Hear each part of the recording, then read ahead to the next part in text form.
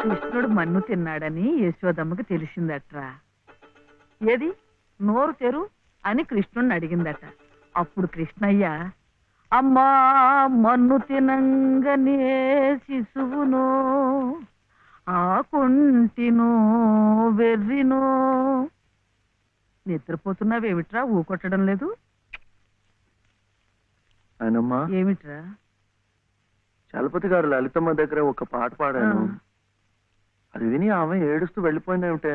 ఏం పాట పాడావురా? సీతమ్మ మరి వనవాసం లేదు. మరి ఇంకే, సీతమ్మ వారి కథ అంటేనే కష్టాల తోరణం. ఎంతటి ఆదిలక్ష్మి అయినా ఆడజన్మ ఎత్తేసరికి అగచాట్లు తప్పలేదు. ఏ కష్టాలు ఆమె గుండెల్ని తాకాయో, తన బాధల్ని గుర్తుకు తెచ్చాయో. పిచ్చి తల్లి ఏడుస్తూ వెళ్ళిపోయి ఉంటుంది. అంటే ఆవిడ చాలా కష్టంలో ఉందా నానమ్మ? కష్టాలు కాక మరేమిట్రా, చిన్నతనంలోనే భర్త పోయాడు. అత్త మామల ఆదరించలేదు. గతి లేక అన్న పంచం చేర్చి ఆ వదిన తాటకిలా కాల్చుకు తింటుంది. ఏమిటో చస్తే గాని రాబందులు ముట్టం. కానీ ఈ బంధువులున్నారే, కాస్త పరిస్థితి చేయిదారితే బతికొండగానే పీక్కు తింటారు. అంటే ఆవిడ అలా కష్టాలు పడాల్సిందేనా? అందుకే ఏదైనా దారి చూపించమని ఆ భగవంతుడిని వేడుకోమన్నాను. ఆ గుడి ప్రాంగణం తుడుచు, ఆ మెట్లు కడిగు, ఇంత సేవ చేసుకుంటే మంచి జరుగుతుందని చెప్పాను. చదువుకున్న పిల్లలు, మనకున్న నమ్మకాలు వాళ్ళకుంటాయా?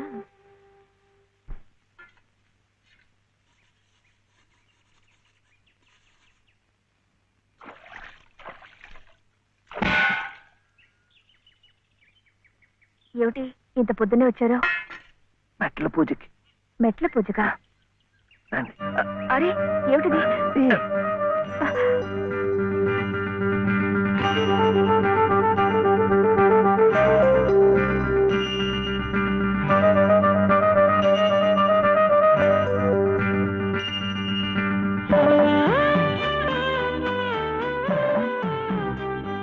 ఇంకాస్త మెట్లే, వచ్చేసాం. అదిగో గుడి.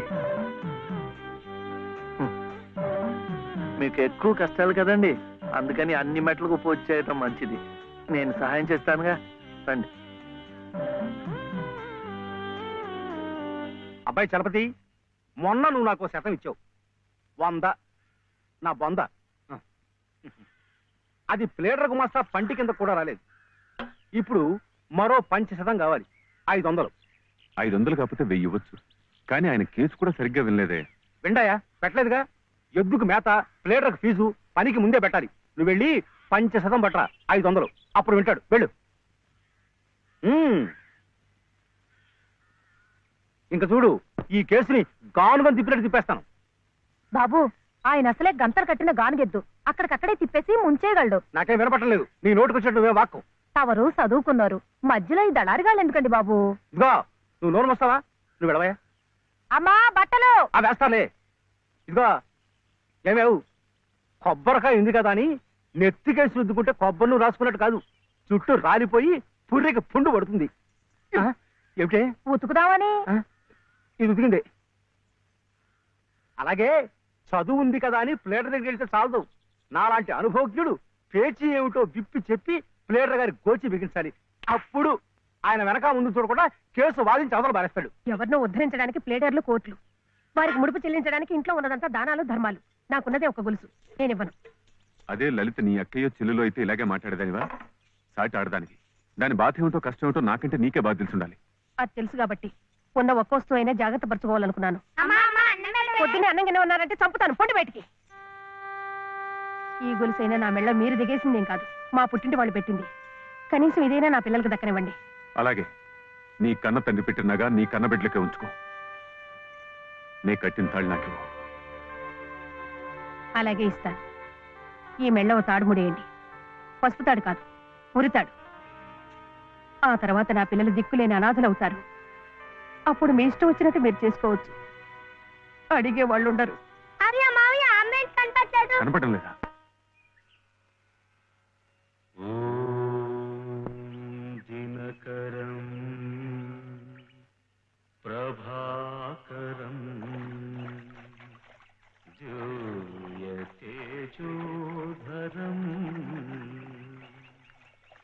సకల జగదాధారం అఖిలం శశ్వత్ శుభకరం దినకరం.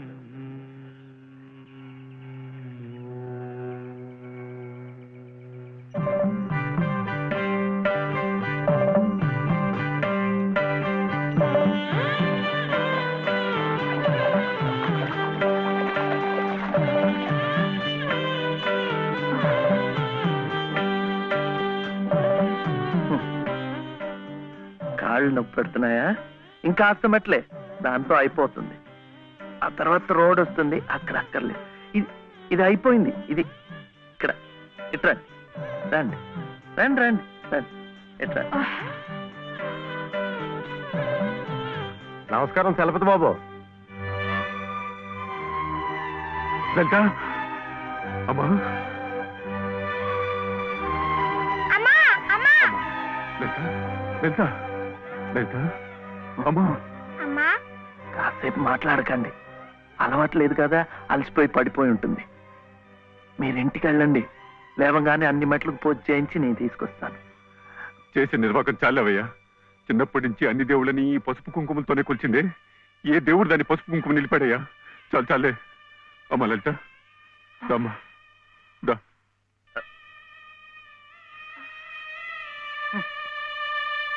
ఆ మెట్లు కూడా పూర్తి చేసి ఉంటే ఎంత మంచి జరిగేదో. ఎట్టా జరుగుద్దిరా, గోదాట్లో మునిగితే పుణ్యం వస్తుంది అన్నారని ముక్కు మూసుకొని నీళ్ళల్లో అట్టాగే కూకుంటే అట్టాగే పైకి వెళ్ళిపోతాం. దేనికైనా ఓ పద్ధతి, ఓ నిమిటూ ఉండాలా. ఏం కాసిన కూసిన మెట్లా, ఓ కోటి పెళ్లి కానుండి కొండ పెళ్లి వరకు ఉన్నాయి.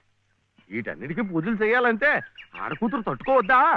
చెయ్యకపోతే కష్టం ఎలా తీరుతుంది? ఓరే, గుళ్ళో పూజలు చేయాలంటే నువ్వే చేస్తున్నావేట్రా? పూజారికో చేస్తున్నారు, మనం అట్ట పూలు ముట్టుకుంటున్నాం అంతే. కానీ పుణ్యం మనకు వచ్చేస్తున్నాడు.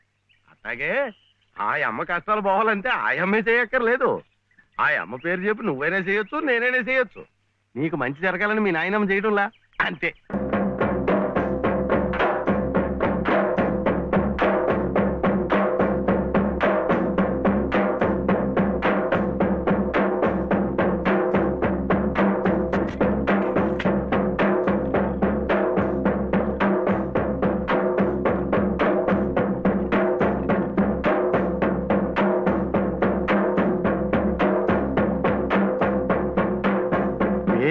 అంటే అది ఆ కొడుకు జబ్బు తగ్గాలని ఆ తండ్రి పడే అవస్థ చూడు.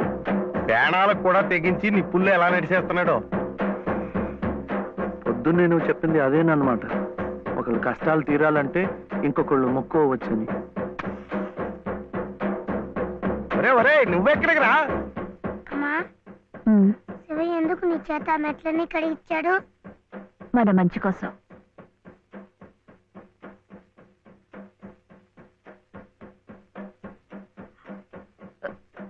ఏమండి, ఎక్కడికి? ఏమండి ఏమండి?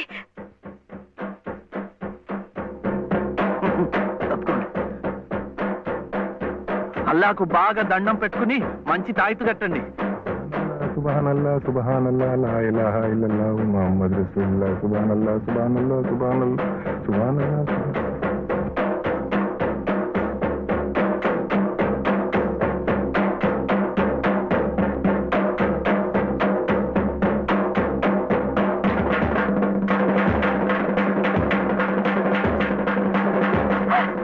ఒరే ఒరే ఒరే ఒరే, ఆగరా ఒరే శివయ్య. ఒరే కాలు కాలిపోతారా? ఒరే ప్రమాదం రా.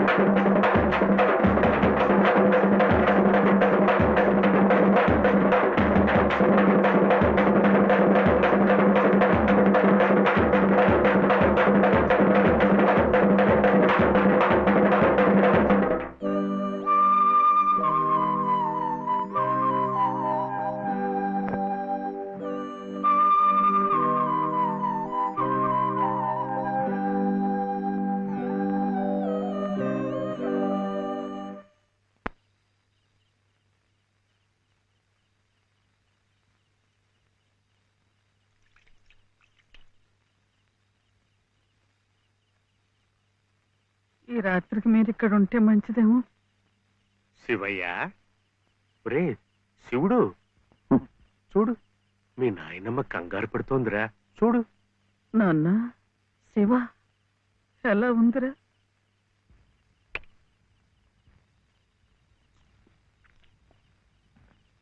ఇప్పటికైనా నమ్మకం కుదిరిందా? వాడికేం పర్వాలేదమ్మా, హాయిగా నిద్రపోతాడు.